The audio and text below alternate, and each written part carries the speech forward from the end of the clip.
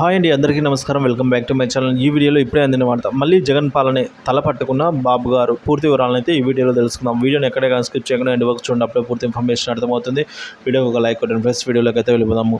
YCP ప్రభుత్వ హయాంలోని ఆనవాళ్ళు ఏవి తన ప్రభుత్వంలో కనిపించకూడదనే ఆలోచనలతో టీడీపీ అధినేత ఏపీ సీఎం చంద్రబాబు ఉన్న కొన్ని విషయాల్లో అయితే మాత్రం జగన్ పాలనను అనుసరించక తప్పడం లేదు. సో ముఖ్యంగా గత వైసీపీ ప్రభుత్వ హయాంలో తీసుకున్న నిర్ణయాలను, పథకాలను ప్రస్తుతం కొనసాగించాల్సిన పరిస్థితి ఏర్పడింది. దీంతో వాటికి పేర్లను మార్చి కొన్ని అమలు చేస్తుండగా మరికొన్ని వాటికి యథావిధిగా అమలు చేస్తున్నారు. గత వైసీపీ ప్రభుత్వంలో జగన్ తీసుకున్న నిర్ణయాలను, అమలు చేసిన పథకాలను పూర్తిగా తీసేసేందుకు టీడీపీ కూటమి ప్రభుత్వం వెనుకడుగు వేస్తోంది. దీనికి కారణం ఆ పథకాలు, నిర్ణయాలు జనాల్లోకి బాగా చొచ్చుకొని వెళ్ళడమే. వీటికి సంబంధించి కొన్ని ఉదాహరణలు తీసుకుంటే, గత వైసీపీ ప్రభుత్వ హయాంలో ప్రభుత్వ స్కూళ్ల నిర్వహణ, అభివృద్ధి, సూచనలు, సలహాల కోసం పేరెంట్స్ కమిటీలను ఏర్పాటు చేశారు.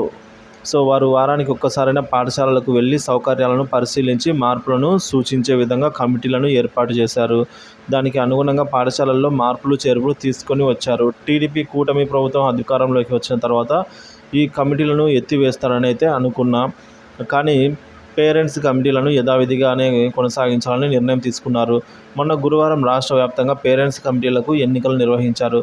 తల్లిదండ్రులతోనే కమిటీలను కొనసాగించారు. సో వీటిలో ఎక్కడా కూడా రాజకీయ జోక్యం లేకుండా చూశారు. అలాగే సర్వేల విషయంలోనూ పాత విధానాన్ని అనుసరిస్తున్నట్టుగా కనిపిస్తోంది. గతంలో కొన్ని దశాబ్దాలుగా భూములకు సంబంధించి సమస్యలు ఉన్నాయి. వీటిని పరిష్కరించాలని జగన్ నిర్ణయం తీసుకున్నారు. కేంద్రం సూచనల మేరకు జగన్ ప్రభుత్వం ల్యాండ్ టైటిలింగ్ యాక్ట్ తీసుకొని వచ్చింది. దీనికి ముందు భూములను రీసర్వే చేశారు. ఏ భూములు ఎవరి పేరుతో ఉన్నాయని తెలుసుకునేందుకు ప్రత్యేక కార్యక్రమాన్ని చేపట్టారు. వీటిని ఎన్నికలకు ముందు టీడీపీ కూటమి పార్టీలు అయితే తీవ్రంగా వ్యతిరేకించాయి. తాము అధికారంలోకి వస్తే ఈ చట్టాన్ని రద్దు చేస్తామని చెప్పి అనుకున్నట్టుగానే రద్దు చేశారు. ప్రభుత్వ హయాంలో చేపట్టిన భూ సర్వే మాత్రం ఇప్పటికి కూడా కొనసాగిస్తూ బాబు గారు అయితే కొనసాగించాల్సిన పరిస్థితి ఏర్పడింది.